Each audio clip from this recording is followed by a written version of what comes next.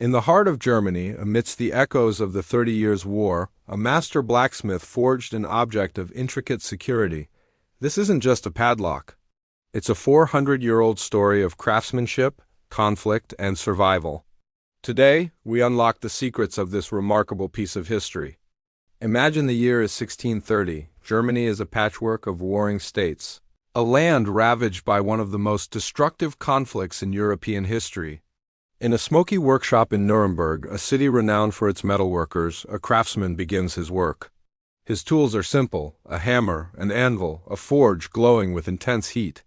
His material is iron, strong and unforgiving. He is not just making a lock. He is creating a bastion of security in a world filled with uncertainty. Look closely at the padlock itself. Its surface is a testament to its age, covered in a dark, rich patina forged by centuries of existence. The body is robust, almost brutish in its strength, a reflection of the era's need for formidable defense. Yet, it's the details that truly captivate. Notice the intricate floral engravings etched into the iron. These aren't random decorations. They are a signature of the artisan's skill, a touch of beauty amidst the chaos, a symbol that even in the darkest of times, the human spirit seeks to create something more than just functional. The mechanism is a marvel of early modern engineering. This isn't a simple pin-tumbler lock like we use today. It's a complex ward lock. The key doesn't just push pins. It navigates a labyrinth of internal obstacles or wards designed to thwart any but the one true key. Each twist and turn of the key-S bit is meticulously designed to match the lock's internal maze.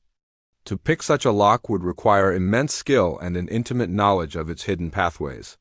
Now, let's examine the key. It's a work of art in its own right. The bow, the part you hold, is ornately designed, perhaps with a family crest or a guild symbol, though time has softened its edges.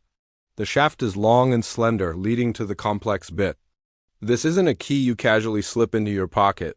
Its weight and size speak of importance. It unlocks something of great value, not just gold or jewels, but perhaps vital documents, trade secrets, or the provisions that would see a family through a siege. Holding it, you can almost feel the weight of the responsibility it carried. Who would have commissioned such a lock? It could have been a wealthy merchant desperate to protect his goods as armies marched across the land. Nuremberg was a hub of trade, and its merchants had fortunes to protect from plunder.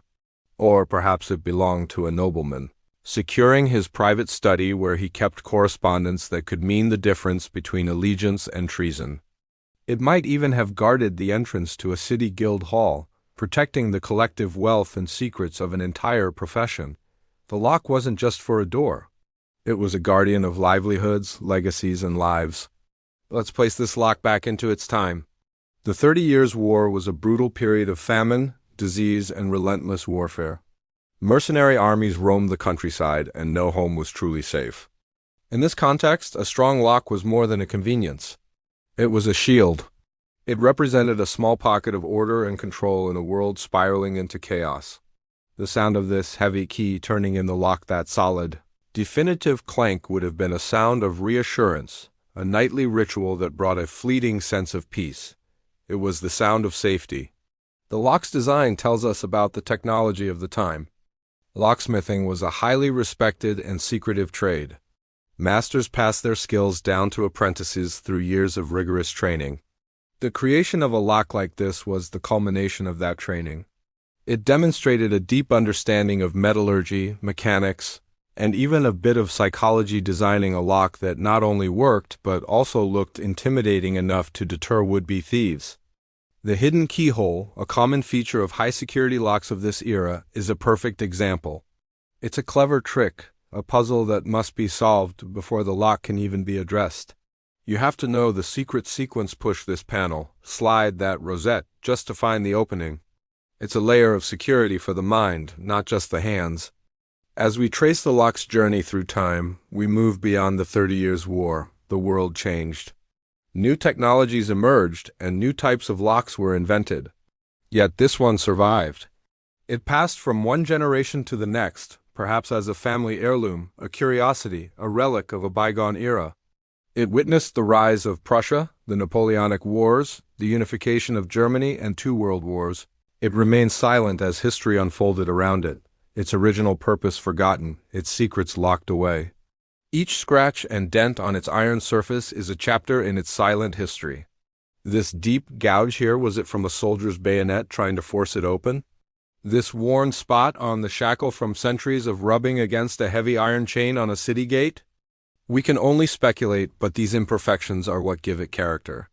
They are the scars of its long and eventful life, transforming it from a mere object into a historical witness. Today, this padlock and key sit not on a heavy oak door, but in the hands of collectors and historians. It has become an artifact, a tangible link to a past that can feel distant and abstract. By studying it, we learn about the fears and aspirations of people who lived 400 years ago. We learn about their ingenuity, their artistry, and their desperate need for security in a violent world. It reminds us that for all our modern technology, the fundamental human need to protect what we value remains unchanged. What a journey this incredible piece of iron has been on.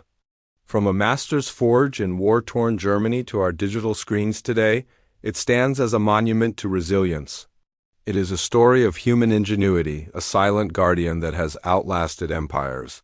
It's a reminder that sometimes the most compelling histories are held not in books, but in the objects we can still hold in our hands. Thank you for joining us on this journey back in time. If you found the story of this 400-year-old lock as fascinating as we did, please like this video and subscribe to our channel for more tales of history's hidden treasures. See you next time.